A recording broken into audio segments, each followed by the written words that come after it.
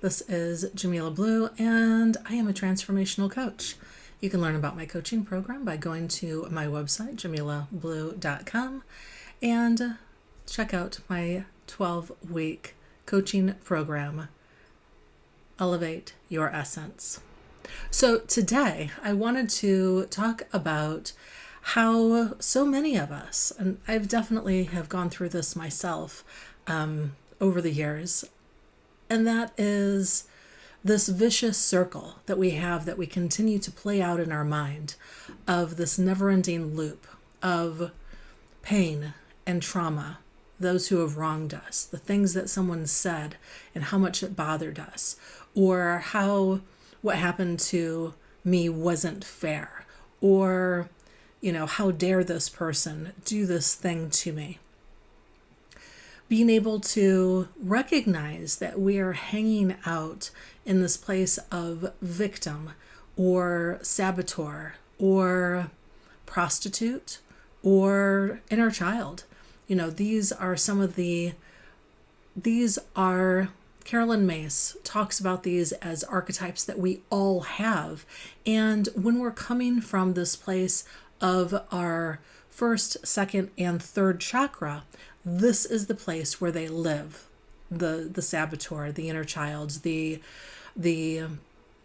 prostitute, and the victim. So when we recognize, how do we recognize this? We recognize this because when you probably might not see it within yourself. Maybe you do if you're self-aware of it. However, you probably recognize it with someone else, where every time that you meet with them, they're caught up in this old story when you bring up somebody's name, and they just always go into this loop of all of these horrible things that had happened to them, or how wrong they were, how much wrong that they were done by this person, place, or thing, the things that happened to them in their life. And when you see that in others, it gives you an opportunity to check it out within yourself. Where am I seeing this within myself? Where are these places where I have not healed these old stories? And what can you do about that? What can you do to be able to heal these stories? And I'm going to talk about that here in a couple of moments. When we are just simply hanging out in our first, second, and third chakra, we don't have the opportunity to be in this place of forgiveness. We don't have an opportunity to really bring our vibration up to that higher plane in those higher chakra areas. And so it can be really harmful to our health, to ourself, to our spiritual growth when we're staying in those places. I mean, it's fine to be able to go through that process of I need to process these emotions of what this major wrong was, this betrayal, this horrific thing that had happened. There's definitely a processing period and a time to go through that. However, if it's still going on like weeks, months after the fact, there's definitely some unresolved things that need to get resolved. One of the greatest gifts that you can give yourself is the gift of being impersonal. When I am doing parts work, when I'm doing coaching and I'm doing fire talks with my clients and doing parts work, it's really about stepping back and getting impersonal so that you can work with these parts. And they're very archetypal. They've got this storyline. They've got this archetypal energy. And one of the greatest gifts that you can give yourself is the ability to get impersonal, to be able to see that part, that story, that thing as with some distance, not being in the story, but to give yourself some distance from that story. What you may or may not know is that every thought and feeling that you have has a vibration to it. It has a vibration, it has sound, like a vibrational frequency like sound. It has a color. We are living in one big harmonic field, and harmonics and sound create this data system within us.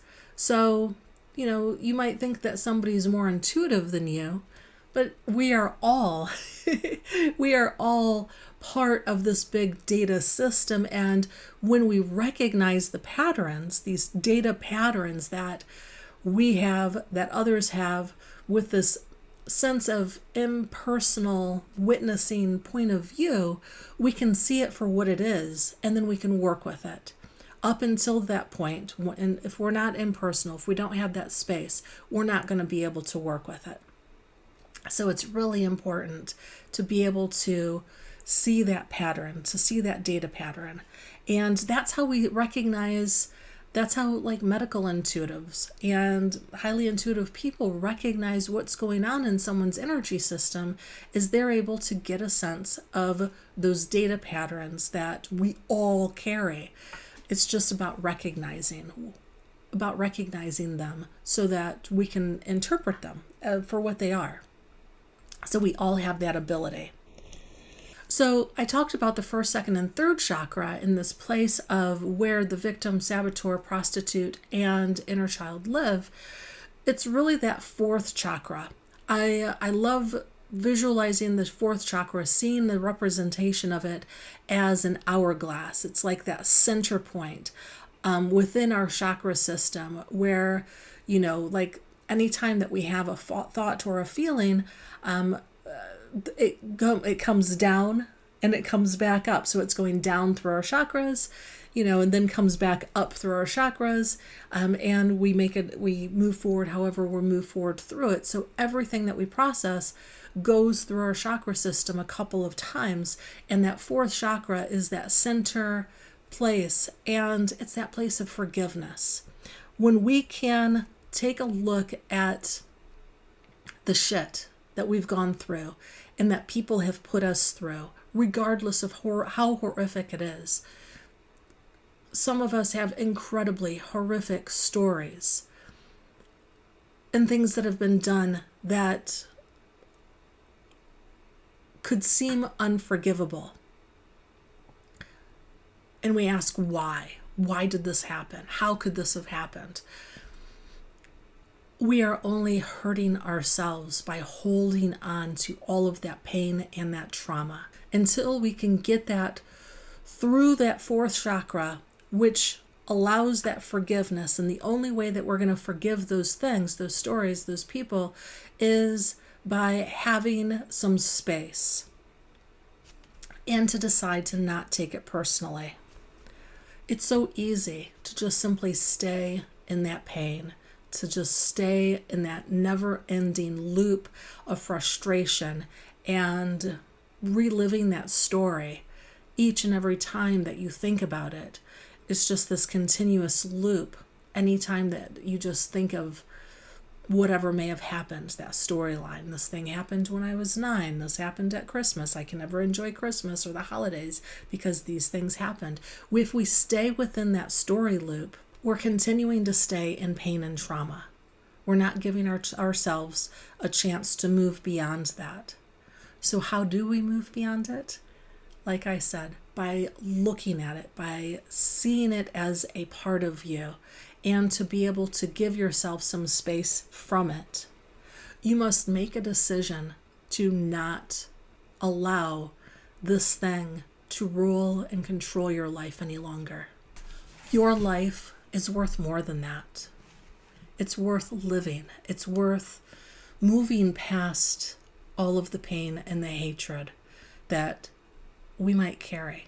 Once we can get impersonal with it, once we have that space, once we can see that part for what it is, we can then say a prayer with it, being able to bring our prayer life into it.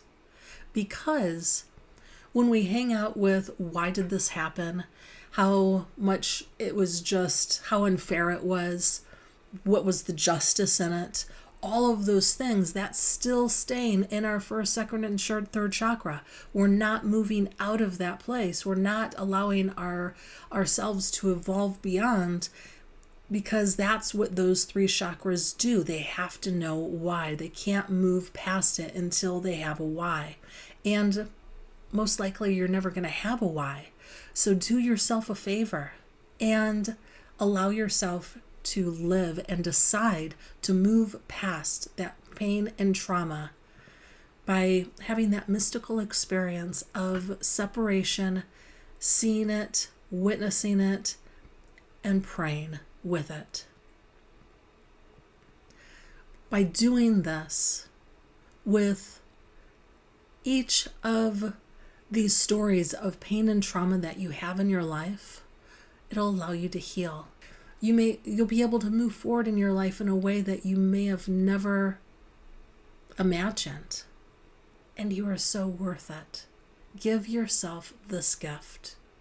Move past the pain and the trauma. All right, y'all. If you enjoyed this video, please like and subscribe. You can also go to my website, schedule a meeting with me. We can do a discovery call to see if coaching is a right fit for the two of us. And I would love your feedback about any of the things that I had said.